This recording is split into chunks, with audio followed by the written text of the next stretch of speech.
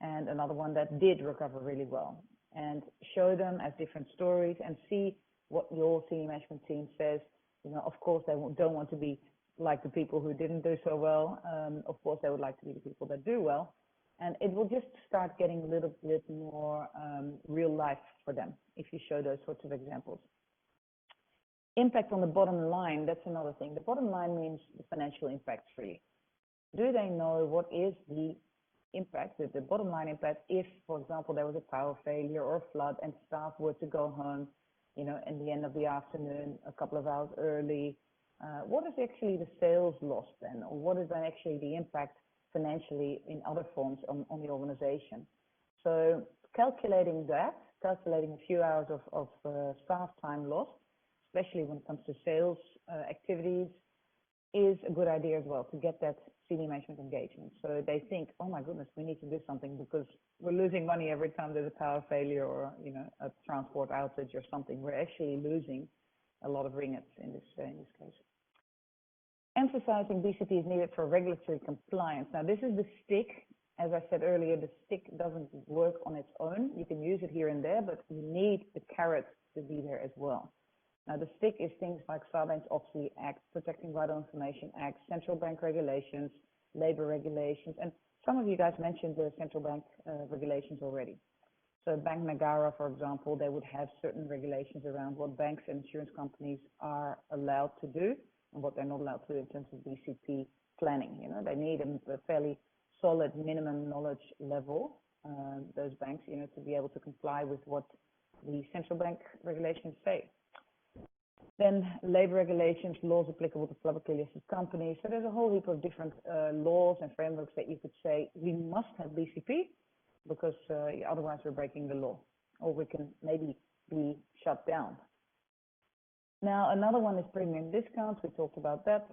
Regular update papers we talked about, and presentation by an external expert. I've used that as well. Not so much a consultant, but more someone from the government, for example, you know, someone who knew a lot about a certain threat, whether it was flood risk or whether it was anything related to the medical space. So what's the risk of someone with a particular medical condition infecting others, and what would be the impact on businesses? All those sorts of questions, you know. If that government person can bring it back to business impact, you know, for the business actual impact, not just community, because they talk a lot more about community normally, but you can obviously train them a little bit and get in touch beforehand. Regular update papers is another one that I mentioned earlier. And what I mean with that is actually just a couple of bullets every month or two in the senior management's agenda. Even if they cover it themselves by just reading it and you don't have to present it, that's fine. As long as they, every time that they meet, they see usually something around, hey, BCP, there's something happened, you know, as in something good, you know, some planning, or there was a workshop with all different types of staff, or there was a rehearsal with lots of practical live elements, those sorts of stories. Yeah. And then using statistics, you could use statistics like what I showed earlier about the percentage of, you know, slow onset versus hard impact kind of scenarios. You could try and find some statistics, really difficult to find, but try and find some statistics on companies, small businesses, for example, that did have success after a major power failure or IT failure, and that somehow found a way to manage through it.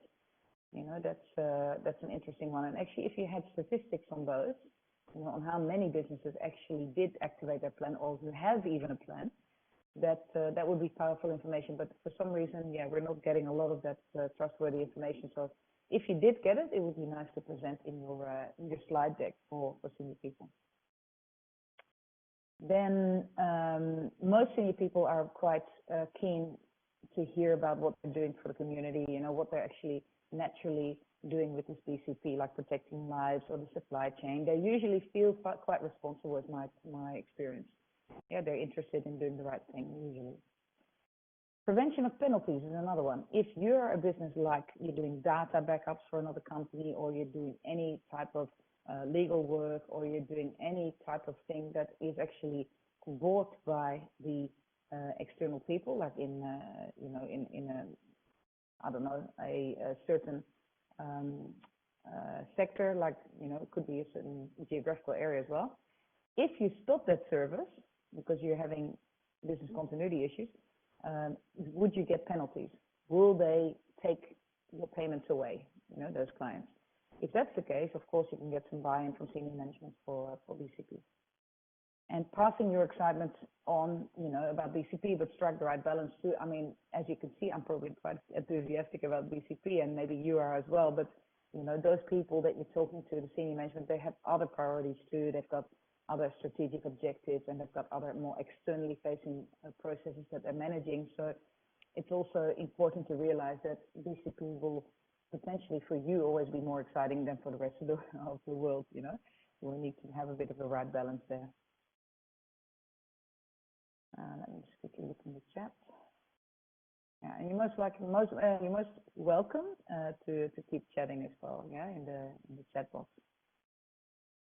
Now, middle management is also a group that you need to inspire and get enthusiastic, and that's actually the hardest one I find, because they get constant push from the top, they get pulled from the bottom.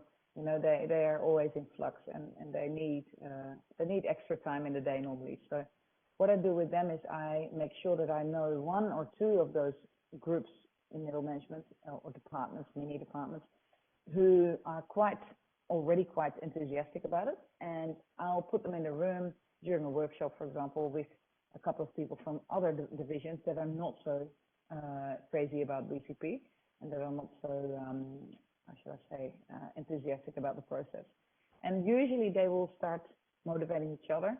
The fact that the risk of the motivated actually pushing the other ones down is quite small, I think. Yeah, so it's not like, oh, if you put them in one room, maybe they'll all walk out really being non-supportive. I don't think that's a big risk for some reason. But yeah, it's one thing that you could try, And what you also could do is use global teams for continuity planning. So you might have a pandemic response team that includes all the HR people from, or security people, or both, from all over the planet, if you have various offices overseas. You could do, you could run workshops using topical scenarios or open threats if something is in the news and you want to use that story. You could pilot one or two departments as an example as well. If you helped one department with their plan, you could then show that off to other departments and say, this is what we sort of expect. This is from your department. Like I said, I tend to make them just an A3 size paper for each department that is based on the same structure as your risk matrix and also your time critical processes. But yeah, it depends a little bit on where you're at with that. And use managers' time really smartly, optimal, like really efficiently. So that's why we do a lot of sticky notes exercises, whether it is digital or on paper, because it's, yeah, it really helps with getting people understanding of how the business hangs together, how they're all interrelate.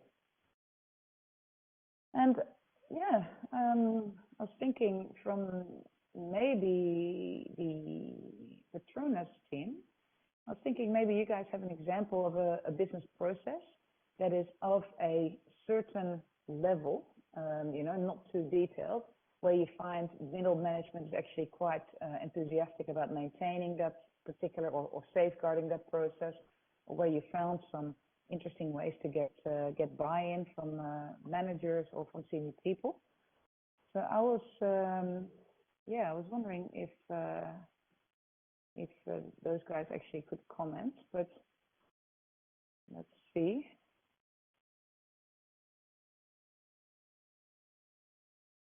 Yeah, because Patronus obviously has a lot of processes, more usually than most office-based environments.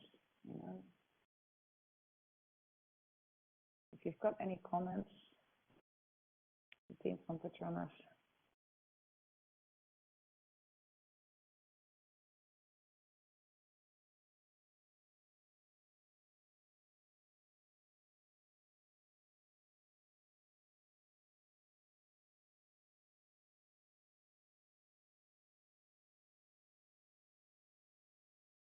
Yeah, if you've got any specific sharings,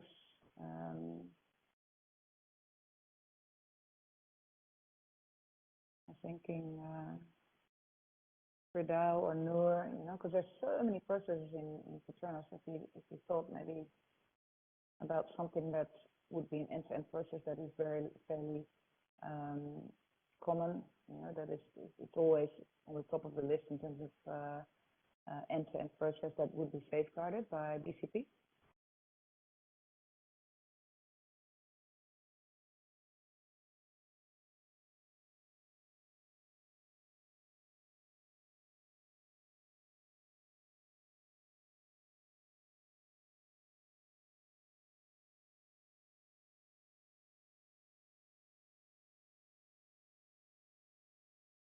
If you don't want to type, that's okay. You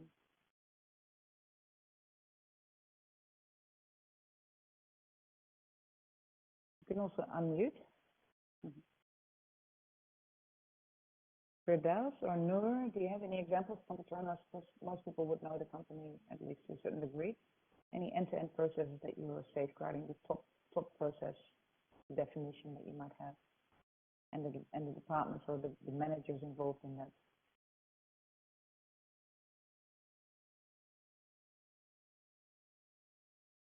You're most welcome to unmute.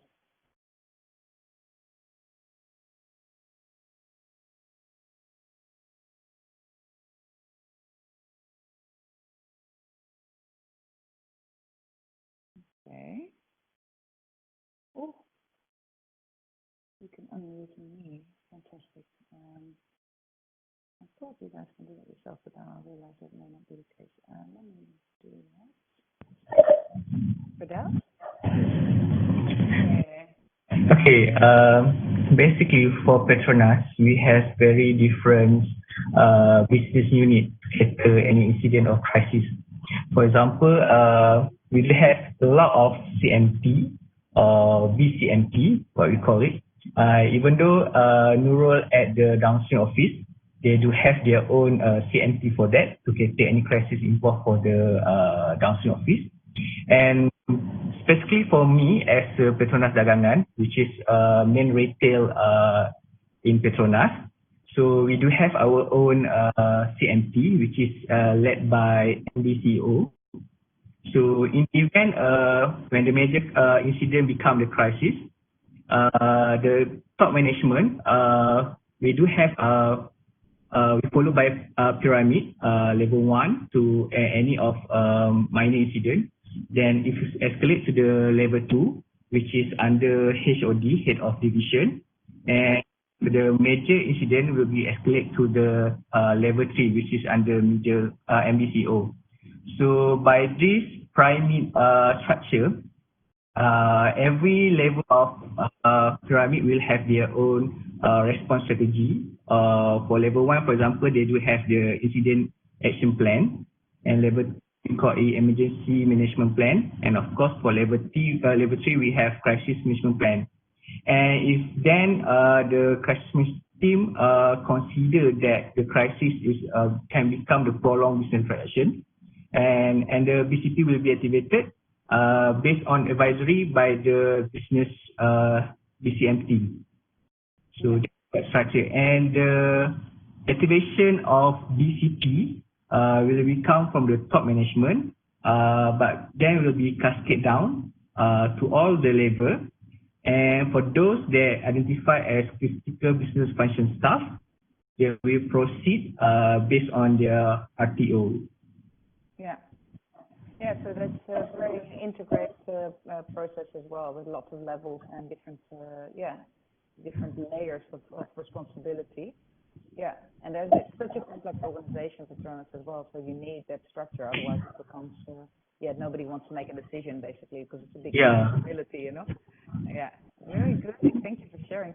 And any other organizations that want to share that, like for the banks, for example, Afin Bank or Agros Bank, Amina and Peruana? Do you have any any examples of your business process or how you have structured your teams? Any particular comments there? Let me see if I can unmute you. I don't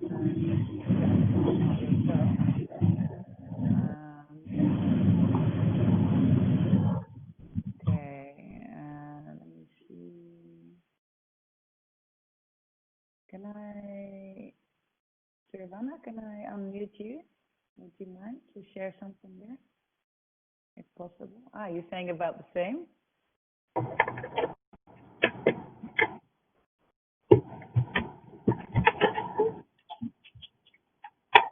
Savannah, you're saying you can just chat if you like. I've unmuted you. You have a similar situation as put out?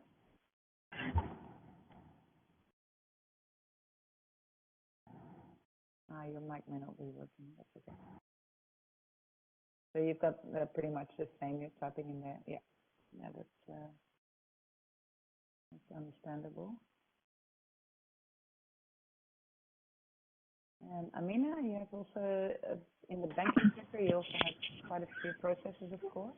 Yes. In the event of crisis, we will determine whether it's a disaster or not after several meetings with the CMT, and then CMT will decide whether it's a disaster. Then from there, it will be cascaded down to the BSMT, where the business support management team will go into action on how to what's the next course of action and all that. So BCM coordinator will be also coordinating communications between the CMT and BSMT. Yeah, it's like the glue, isn't it? Like the facilitator is like sort of the glue between all the teams. Yeah, I understand. In BAU, but also in a real incident. Yeah. Yes. Yeah, cool. Thank you for sharing that. Welcome. Because it's you see across industries you can implement similar principles, but if you get many departments, you get many big teams and big BCM committees. So you need to be really smart about when you how many you're going to invite into one room, if that makes sense. Because having a teleconference with 50 people, you know what I mean? Like that's difficult. So so it's nice to hear from some of you guys. Let's continue on. Our third group of people is the general staff. How to get buy-in from general staff? I mean, that's difficult because they're also busy. Middle management is more busy, but these guys are also busy. But also they're potentially a little bit like, the BCP is all just for the the profit making of the company, or it's not for me. What's my point in there? So what we try to do is really during the HR process of inducting new people, or having the induction done by managers, try to get something in there about BCP, because that's the first moment these people join the organization and they're still a little bit fresh and open. They don't have too many predetermined ideas yet. So I would definitely try to get a 5 or 10 minutes presentation or chat in there, so you can inform them of the fact that there is a process in place. What you would do as well is emphasize that staff health and well-being and safety and job security are key drivers for BCP as well. It's not just about making profit and the clients and that. So it's really about their health and well-being. And with general staff, it's also nice to make it super practical with exercises and rehearsals, and emphasize the benefits of proper BIA. With BIA, people like IT and people like facilities, those should be really interested in business impact analysis, because that business impact analysis is going to make their life really much easier. So if there was a priority listing of certain systems that had to be recovered, or certain desks and seats, etc., if that was agreed by the business already with your BIA, during your BIA, that means that in a real incident, they're not going to have random people shouting at them, to say, I want my system, I want my data, I want a seat, I want a mobile phone, all this. If it's all pre-agreed during BIA, that's when that part for ICT especially, but also for facilities, and that it becomes a lot more, it's already justified, it's been agreed, it's been set in stone. So, sort of, it's not quite set in stone, but how shall I say, it's been really agreed that would be the top priority items. So yeah, it's a real benefit. Doing BIA is a real benefit to the people providing for others. So things like I said, the telephony providers, network providers, ICT providers, any other suppliers, deliveries, you know. So yeah, good one to keep in mind, I think. And then the last one is, yeah, use the intranet or something, or newsletter, or, you know, some funny videos from time to time to maintain the interest of staff so that they will also volunteer to be part of a test or rehearsal one day. If they don't hear from you for a year, you know, that's when they forget. So they also forget generally on, especially the emergency response sort of, you know, how should I say, the emergency response that is required from them. So this is an example about what most staff would pretty much think what the disaster recovery plan is, and it's, yeah, shouting for help. And someone said earlier with the bear, you know, shouting for help and running from the bear. But in this case, it's even if you've trained them, if you have given staff all the updates and little brochures and things, they still forget, is my experience. You know, and the more junior people will have different priorities in their mind, and they don't think about this stuff. So now this is really about process. So you can see here different tasks or activities, and here you can see your different steps of the process. So these are the steps that are in that wheel that I had before. And these are some of the activities that you need to do, like reporting and desk research and investment decisions and documenting procedures and analyzing the organization, agreeing on procedures as well, and communicating about BCP. All of those activities need to happen. And so what I'm trying to say is you need help. You need people in the organization to help you with some of these. Otherwise, you'll be doing a lot of extra work, and that's not required. That's not how it should be. Okay, last slide about this is all about when you're doing BCM and BIA and risk analysis, you tend to think a lot about your business. You know, you tend to think about, oh, which departments and what are they doing, and that. So what I would say is start inviting, when you get some more confidence, start inviting your external suppliers to some of these meetings. And let them express where the limitations are from their perspective, because maybe there's additional limitations you don't even know about. For example, if all their clients are knocking on the same door for generators or something, you know, that's when the recovery time objectives all go out the window. Maybe they'll say that, you know. So yeah, it's all about having an idea beforehand on what their limitations are, you know, and how you can plan with that in mind. But there's also key customers, and when you get more mature in your building a process and plan, and then actually sharing it with customers, maybe during or after a rehearsal, you know, that's another way to do it, so that you know you're quite confident when you've done it, and especially if you've done it twice before, then it's more, yeah, you get more comfortable. Could also be business continuity managers in surrounding regions or buildings. I would probably say in the city it's more like surrounding buildings. And yeah, many people don't get access to another building unless they've got the right swipe card and everything else, and they don't even know actually what happens in that building. So it's important to collaborate a little bit if you're doing this for a certain organization. And the last one is about competitors, local authorities, associations. All of them also need to be somehow kept in the loop, or you want information from them as well. So it's about opening your eyes to those opportunities. And competitors seems bad, but it's actually a pretty good thing if you're impacting on health and well-being of staff by not having a good, you know, set of competitors there for being your backup. So yeah, it's just one way to deal with it as well. Any questions?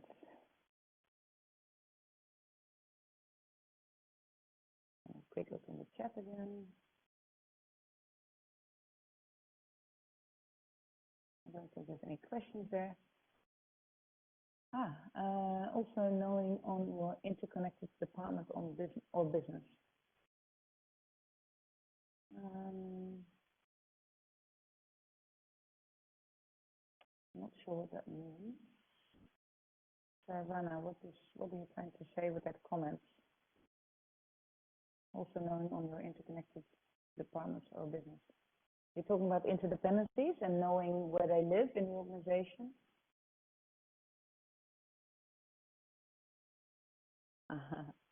Okay, great. Thank you very much. Yeah, so that's important, you know, knowing dependencies and the heat maps if you see certain key dependencies there. Yeah, thank you for sharing. Okay, now this is the business as usual BCP team building board game. And this we're going to play in subgroups, in small groups.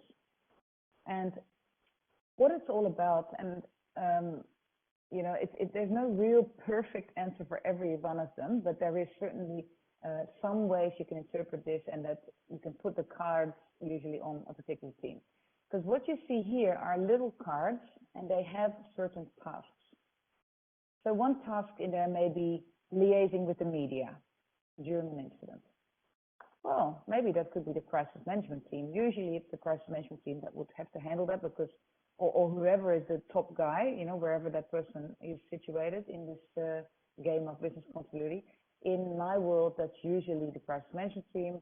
There's either the main or the deputy is leading that team. And yeah, we find that the actual chief executive is not having enough time in a day normally. So if that person outsources all the internal work to, you know, the deputies, then they can actually, as a leader of the country, they can actually inform and keep in touch with the the external party that's causing some of the incidents, etc. So what I would like to do now is show you, whilst I'm setting up the breakout rooms, show you the structure of the game. You can probably have an initial look at it. And what I then would like to do is send all of you a link to your breakout rooms board game. And then you can play in that board game room, in that breakout room, it's called. You can actually do that game for about half an hour and put all the green cards where they belong on the 7 different sections there. So bear with me while I set that up.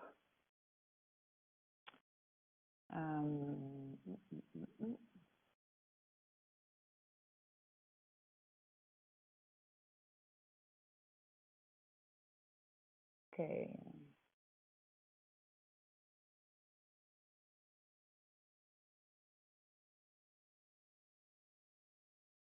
So here you can see, I hope, on the screen, I hope that's visible. You can see the structure of the game with the teams, and on the left-hand side you see these little cards. I'm going to zoom in to those now, so you can have a bit of a read before we start this game.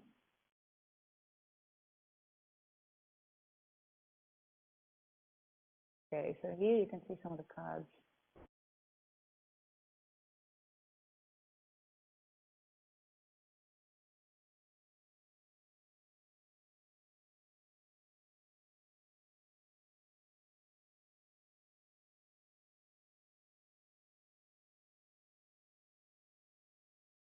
I just noticed I actually have to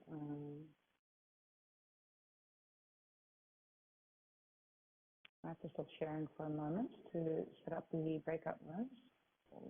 Yeah.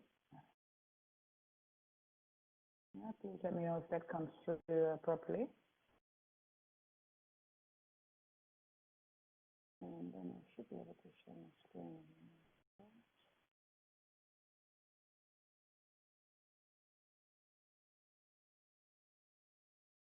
Yeah, I think that should be visible for everyone.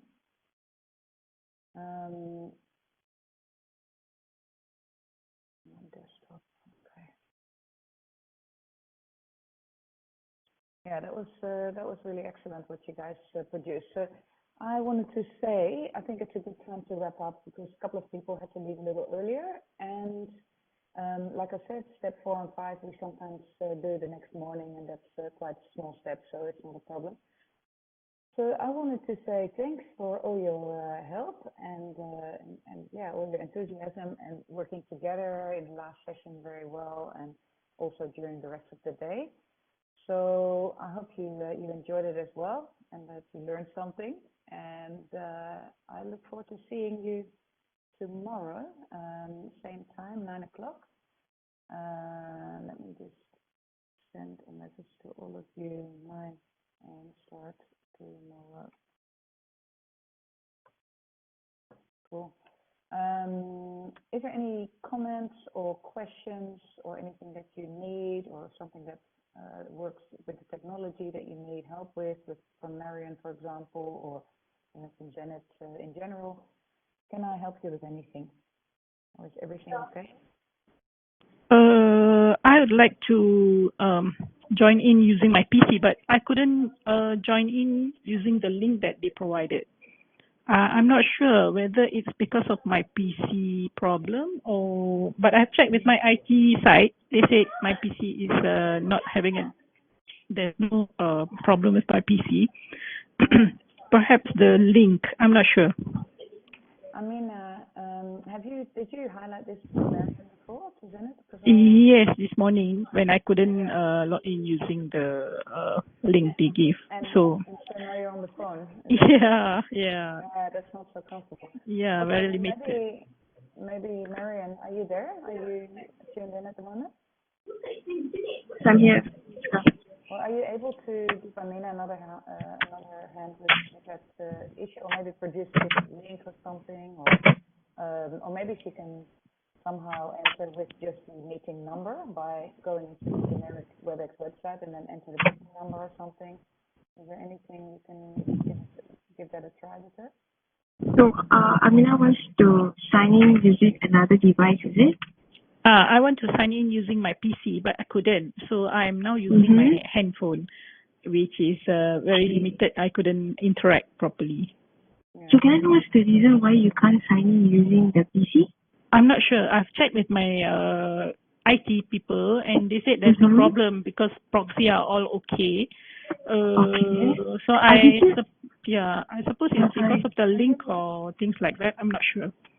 Did you use Google or some other browser? I tried using Google as well as Internet Explorer. Both couldn't go in. Okay. Are you able to take this offline? Yeah. With Amina, sure.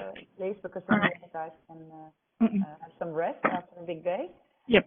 If you maybe give each other a call and just walk each other through it, I don't know what can be done. Yeah. Thanks, Minsky. That would be great. So yeah, thanks again, everyone, for being here, and we'll see each other tomorrow at 9 o'clock. Any other questions, please don't hesitate to email the team or to, well, if you can find me on LinkedIn, that'll be really fun as well. If you've got any questions, I'm very happy to answer them. My first name and surname, you can see here on the screen at the moment, under the panelist list. It's quite easy to find if you want to tune in with me on LinkedIn. And other than that, I will see you guys tomorrow morning. Thanks again. All right. Thank you so much for today, Minsky. You're most welcome. Thank you. Thanks. Bye. See you all tomorrow. Bye. See you. Bye. Bye.